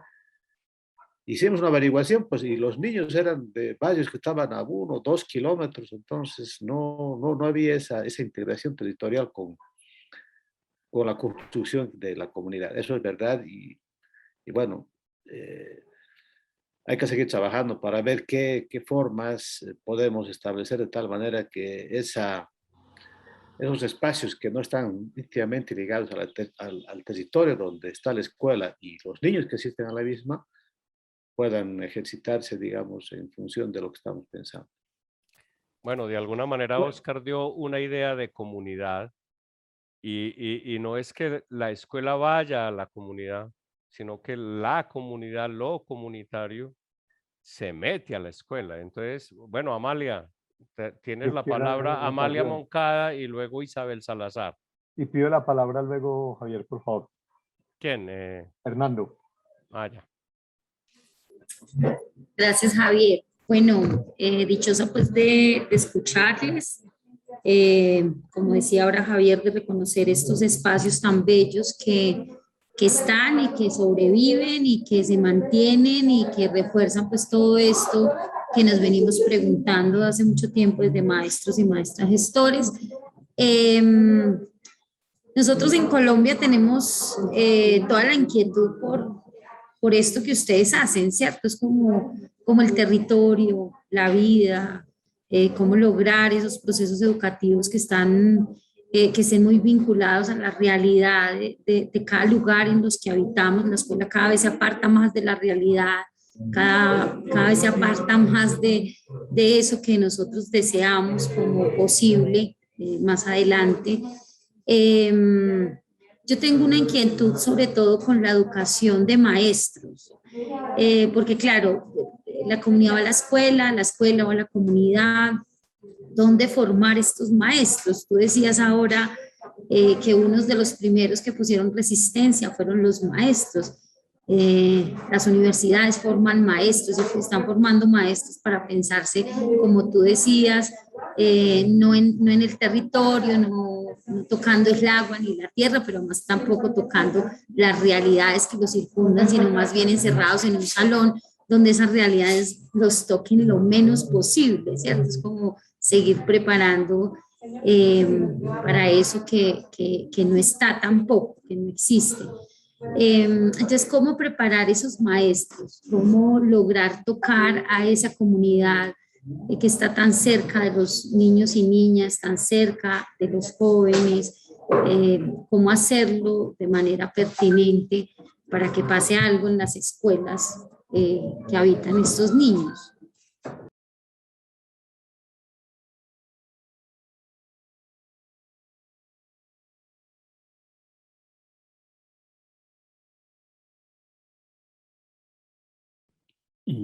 A ver, sí, es una situación un poco complicada, ¿no? Ninguno de los que hemos hablado hoy somos maestros, digamos, ¿no? Aunque sí, yo creo que la vida cotidiana nos permite ejercer, digamos, ese papel, porque estamos en permanente aprendizaje y compartir también, compartir las cosas, ¿no? Algo que nosotros hemos visto y con relación a lo que decía Andrés hace un momento, ¿no? Una experiencia que hemos tenido es que creo que las personas que puedan hacer cambiar la visión de maestras, de maestros, de los propios ministros que inclusive vinieron a ver bueno, del gobierno de Evo Morales en el pasado, vinieron a ver estas experiencias que las han llevado inclusive en otros escenarios como un ejemplo de lo que podía significar un nuevo tipo de educación ligada entre la práctica, la teoría, la reivindicación del trabajo, todos esos conceptos que de ninguna manera los hemos desarrollado en ninguna universidad. Yo no he pisado, de hecho, la universidad, ¿no? Pero nos ha permitido aprender de la gente, ¿no? Estos conceptos, esta visión. Y, por ejemplo, en los lugares donde estos procesos se desarrollan más aceleradamente, los de constitución de la comunidad, el que las maestras y los maestros puedan acompañarnos en este proceso de integrarse a la comunidad, decir, el maestro sea de otro barrio, de otro lugar, y no sea, normalmente son los maestros, ¿no? Vienen de otras partes, no viven en la zona, han sido las mujeres, las mamás. Aquí en cada escuela hay una junta escolar que está compuesta por papás y mamás, que son las que definen políticas en la escuela, ¿no? Prácticamente son una especie de poder en la escuela, inclusive por encima del director, Entonces son los que definen y las que definen. Y en las juntas escolares donde hay una presencia mayoritaria de mujeres, las cosas han ido muy bien. Ha habido trabajo comunitario, organizado, disciplina, cumplimiento, elaboración de contenidos, alegría, decisión, todo lo que se puede esperar de las respuestas de una comunidad al plantearse un trabajo comunitario, ¿no? Donde hay varones, la situación no es buena. No es buena. Hay flojera, hay disciplina, hay miramientos, hay cuestionamientos. Y yo creo que es algo que hemos ido aprendiendo, ¿no? Entonces, muchas veces en algunas escuelas preguntamos, ¿quién está en la junta escolar? ¿No? Entonces, si vemos que hay, o sabemos que hay mayoritariamente mujeres, pues nos alegra. Pero si vemos que hay mayoritariamente varones, no nos entusiasma mucho. Pero yo creo que en pueblos con enorme cantidad de habitantes, con una historia, una distribución territorial tanto diferente como acá en Bolivia, que es un lugares mucho más pequeños, hay una historia de una cultura comunitaria, ancestral, etc. Evidentemente los escenarios son diferentes, ¿no? Pero yo creo que esta construcción de la comunidad, yo he entendido que debe partir de lo cotidiano, es decir, y a veces en lo cotidiano es mucho más complejo, ¿no? La familia, por ejemplo. La familia debería convertirse en una comunidad, ¿no? Pero a veces nos sentimos más apegados, más complacidos, más satisfechos construir una comunidad, una escuela, que en la propia familia, que es mucho más complejo, ¿no? O en el barrio, por ejemplo, ¿no? Como decía Andrés, el barrio es aquí en mi barrio, por ejemplo, es una olla de grillos, como decimos aquí en Bolivia, donde no hay ninguna posibilidad de construir comunidad. Entonces, no por eso nos vamos a frustrar y pues construimos comunidad donde se pueda construir comunidad, inclusive si no se puede de manera plena en la propia familia como tal. Entonces, nuestros conceptos van cambiando, ¿no? El tema del territorio. El territorio también es nuestro hogar, nuestra calzada, nuestra calle,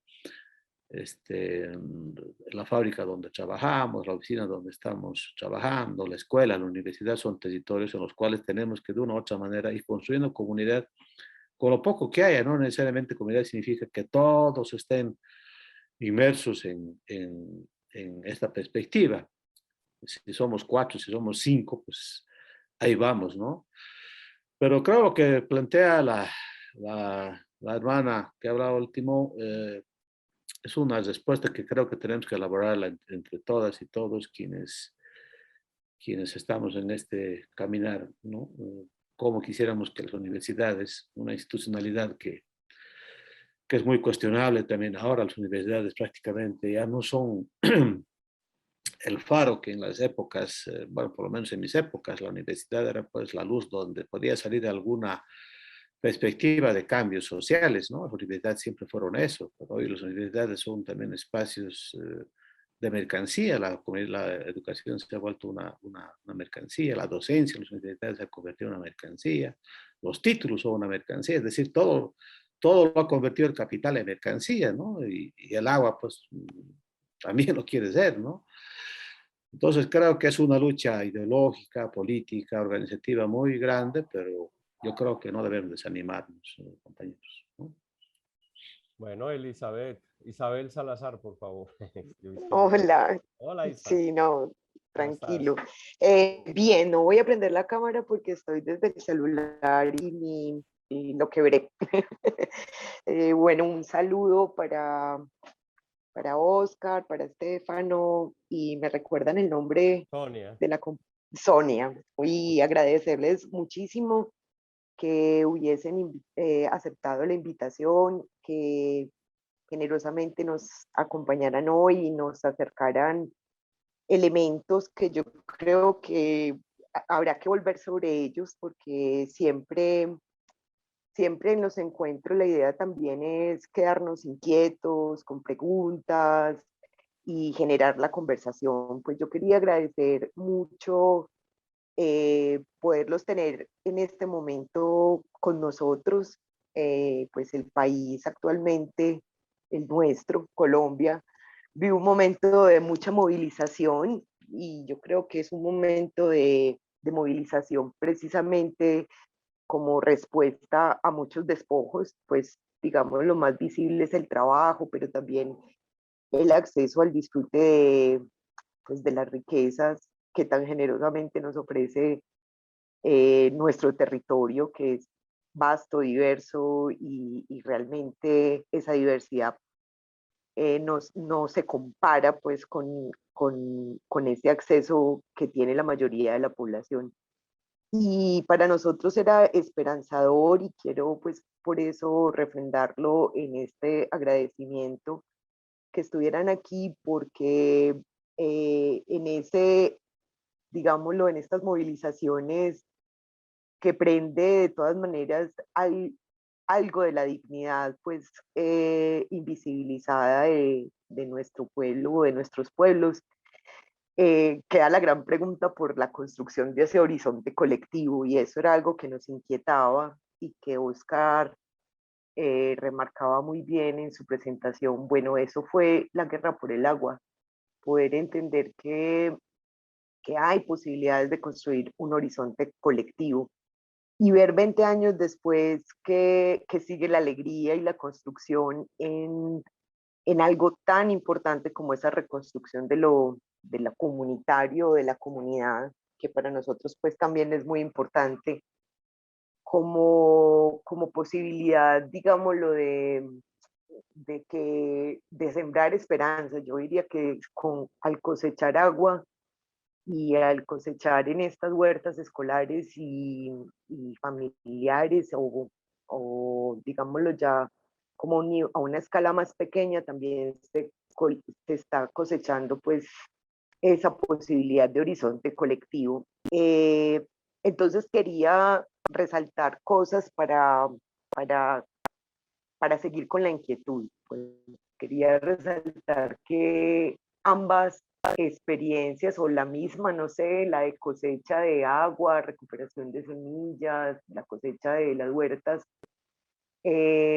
y esa reconstrucción de comunidad giran en torno a ese bien común, ¿cierto? A la idea de bien común.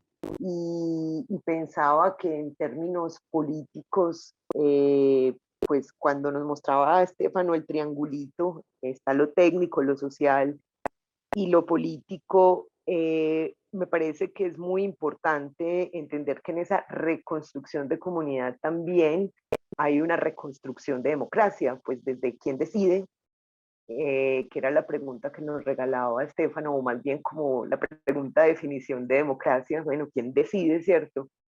De eso se trata un poco la democracia, pero en la presentación de Estefano, en esa definición de qué son los deberes y qué son los derechos en torno a ese bien común. Y muchas veces desapercibimos esa relación con la democracia a través de los bienes comunes y pues en nuestras sociedades el derecho se ha apoyado más en la idea de digámoslo, propiedad privada, ¿cierto? Que vendría a ser otra forma de interpretar los derechos e incluso otra forma de vivir las democracias, que son pues las institucionales actualmente. Entonces sí quería destacar que para nosotros es muy importante, o sea, entendemos con Oscar y con los compañeros que se trata de reconstruir la comunidad y que en los bienes comunes hay una posibilidad de esa reconstrucción de la comunidad con todas las diversidades y dificultades que representa hacerlo en lo urbano, hacerlo en lo rural, hacerlo, bueno, en qué ruralidades, en qué zonas urbanas, bueno, y en qué sociedades. Pero es no dar por sentado que lo comunitario está, sino precisamente que se trata de esa reconstrucción y que las experiencias de bienes comunes, que son experiencias que se oponen a los cercos o a los despojos, como los nombraba Oscar, dan esa posibilidad de vivir de otra forma la democracia. Ya para terminar, nosotros como escuela tal vez tenemos la noción de bien común y de convivencia todavía en unos niveles de mucha abstracción, ¿cierto? El tomar una decisión en común todavía asociado a relaciones muy abstractas, y con estas experiencias pues que nos llevan a unos vínculos con la tierra y con los seres vivos, pues o con todo el tejido que posibilita la vida, esa experiencia de democracia se hace un poco más concreta, pues, o más bien es otra forma del bien común concreto. Y bueno, no agradecerles mucho a los tres, volverles a decir, es un momento pues para nuestras escuelas, para nuestros maestros y maestras, para nuestra sociedad, en donde es importante entender que la movilización, que es ese despertar de la dignidad, es ánimo que esto continúa. O sea que nos podemos estar preguntando en 20 años qué estamos sembrando con ese despertar que vivimos, y que no necesariamente tiene que ser, como muchas veces nos quedamos, una espiral de violencia infructuosa. Y muchas gracias por esa experiencia de vida a los tres. Bueno, yo le quiero dar la palabra a Hernando para que vamos cerrando, después hacemos un cierre. Ya faltan unos minutos para las 6, entonces Nando, brevemente ahí para que nos vamos despidiendo, y si alguien más, no veo más manos levantadas. Dale, Nando. Hernando. No, gracias, Javier. Yo quería hacer una anotación frente al tema de esa construcción de comunidad, de esas relaciones escuela, comunidad y territorio, pero Oscar en su intervención lo planteaba, y es cómo concebimos el territorio, ¿cierto? El territorio tiene diferentes matices, digamos. Nosotros podemos tener un territorio, lo decía Oscar, un territorio es la familia, otro territorio es la unidad residencial, otro territorio es la comunidad rural, en fin. Pero era en sentido de la pregunta que hacía Andrés ahorita, es que lo que tenemos que entrar a conversar es cuáles son los puntos de interés, o hacia qué o qué es lo que nos proponemos cuando hablamos de construir comunidad, porque la comunidad se construye en torno a puntos de interés, a unos aspectos de interés. Si miramos, como planteaba hace unos segundos Isabel, la movilización del paro nacional que todavía se está realizando en el país, pero las grandes movilizaciones contra la reforma tributaria unificaron a millones de personas a salir a marchar en este país. Había punto de interés. Entonces, el territorio puede ser tan pequeño como una familia, como un escenario, ¿viste? El territorio como el escenario de esas relaciones, como puede ser la escuela. Entonces, ¿cómo empezamos a tejer nosotros dentro de la escuela, dentro de ese escenario espacial y político también, que es la institución educativa? ¿Cómo empezamos a ubicar qué puntos de interés pueden convocar a las familias, pueden convocar a que nos encontremos y pongamos un punto de conversación? Yo creo que ahí es donde empieza uno a articular escuela, comunidad y territorio, ¿cierto? Entonces, la mirada de territorio que tenemos que clarificarla, los puntos en los cuales confluye ese interés de comunidad, y el tema de cuál es el papel de la escuela ahí en ese asunto. Me parece que la conversación que se ha tenido nos ilustra en unos pretextos pedagógicos que permiten convocar no solo a estudiantes, sino también a sus familias, y alrededor de unos intereses concretos que los llevan a confluir. En el tema que nos cuenta la Fundación Abril es el tema de la cosecha del agua, el tema del agua, porque se hereda ese proceso de la guerra del agua, el tema de la agricultura, el tema del trabajo alrededor de la tierra, y yo lo decía ahora, ese ciclo que siempre lo vemos parcelado, el ciclo agua-tierra, ¿cierto? Porque siempre miramos el ciclo en el suelo, miramos el ciclo en el agua, pero no miramos, como lo planteaba Oscar ahorita, ese ciclo completo, agua, suelo y producción, ¿cierto? Entonces me parece que esos pretextos pedagógicos pueden ser motivaciones para que nosotros nos repensemos la escuela, la cotidianidad de lo que transmitimos, conversamos con estudiantes y familias, y cómo reconstruimos conocimientos y puntos de interés hacia la construcción de un tejido social. Muchas gracias. Bueno, vea, Oscar, antes de que tú nos des una una despedida, quisiera saludar la presencia aquí de muchas organizaciones de gente pues de México, a nuestro querido compañero Ricardo Bando, desde la Escuelita del Agua, un proceso muy lindo pues que haya en Tecama, en México, y a la gente de Agua para Todos, que son parte de la Red Vida. Y también a veo nombres de gente que me alegra mucho pues ver aquí, gente de los acueductos comunitarios, y a la gente pues a los maestros y a las maestras. Una cosa que les quería anunciar antes de darle la palabra a Oscar es que esta línea de conversaciones comienza hoy con esta especie de sesión inaugural de una reflexión que maestros y maestras gestores de nuevos caminos nos estamos haciendo como alianza, y es precisamente el papel de la escuela en relación con la construcción de territorio y de comunidad. Y yo creo que de verdad haber podido compartir con la Fundación Abril, con Oscar, con Estefano y con Sonia, es el mejor inicio de esa reflexión que nos hemos propuesto. Muchas gracias, Oscar, otra vez, hermano, y tienes la palabra para que cerremos esta grata conversación. Bueno, pues muchas gracias a ustedes más bien por la convocatoria a este espacio.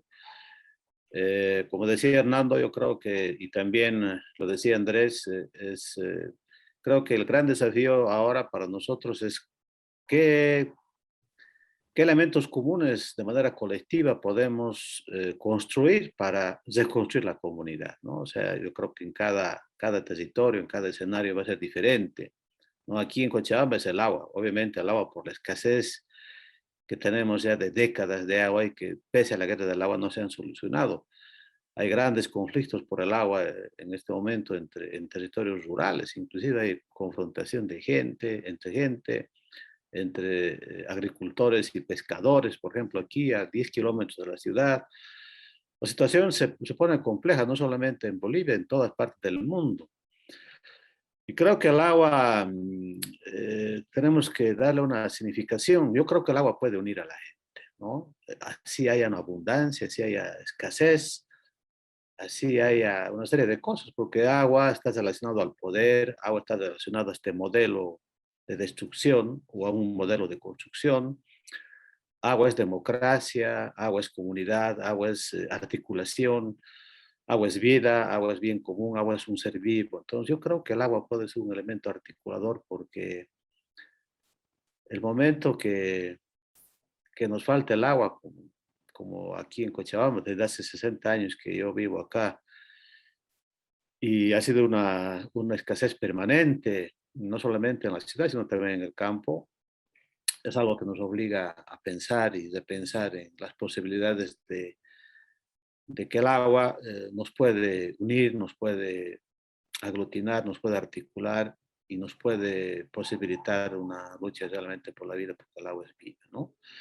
Yo quiero agradecer a todos ustedes por su generosidad en escucharnos, y queremos terminar con un videíto que lo cantan los niños en una escuela, en el terreno que justamente ustedes vieron que fue recuperado del río, un terreno que era un basural al lado de un río que está agonizando, y los niños demostraron a todos que ellos podían con sus propias manos y juntando a la comunidad escolar recuperar un territorio para que vuelva a generar vida y no sea un depositario de basura, ¿no? Entonces, los niños conjuntamente, la profesora de música compusieron una canción que es un poco mitad en quechua y mitad en castellano, pero que en el fondo demuestra que es posible construir una vida, pese a las dificultades, una vida y espacios de alegría, de esperanza y de generosidad. Pues muchas gracias, Javier. Gracias, Oscar. Entonces nos despedimos con este video y les invitamos a la próxima conversación. Gracias, Oscar. Gracias, Gracias, Oscar y equipo de la Fundación Abril. Gracias a Estefano y a Sonia. Gracias a ustedes, un abrazo.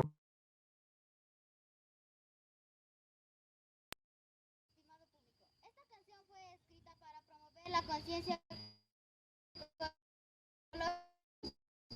socioproductivas de huertos escolares y con acopio de lluvia a orillas del río Rocha en el municipio de Sacaba. 3, 2, 1. Cantemos nuestra canción de nuestra creación. Una huerta haremos y alegres plantaremos. Ay, qué lindo es sembrar lechuga y rabanito. La tierra hay que abonar, luego almacenar. Verduras tendremos para trasplantar. Después regaremos hasta cosechar.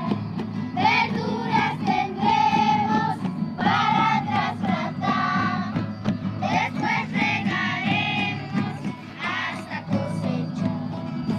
Nos vamos bailando con nuestra canción y alegres cantando con el corazón. Sus barricui, nuestra guinincheta, usis cataqui, son goynicheta. Nos exaltación de nuestra creación. Una huerta haremos y alegres cantaremos. Ay, qué lindo es sembrar lechuga y rabanito. La tierra hay que abonar, luego almacenar. Verduras tendremos para trasplantar.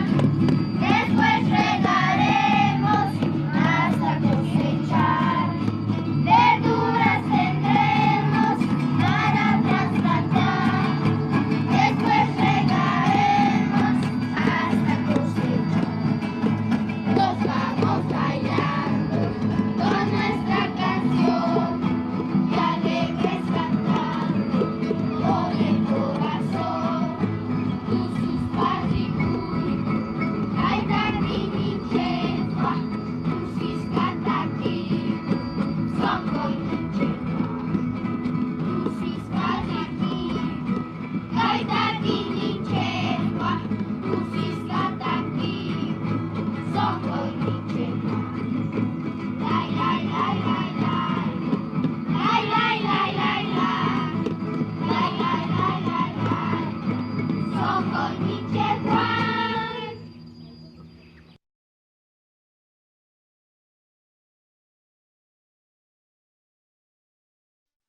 Gracias, hermosos. Gracias a todos. Un abrazo grande. Muchas gracias para ustedes y muchas gracias por este compartir. Creo que nos queda el reto de seguir conversando sobre nuestros procesos educativos. La Alianza de Maestras y Maestros Gestores de Nuevos Caminos les convocará de nuevo a otros encuentros para que sigamos tejiendo propuestas alternativas a una educación que ha sido impuesta desde poderes hegemónicos. Muchas gracias a todas y todos.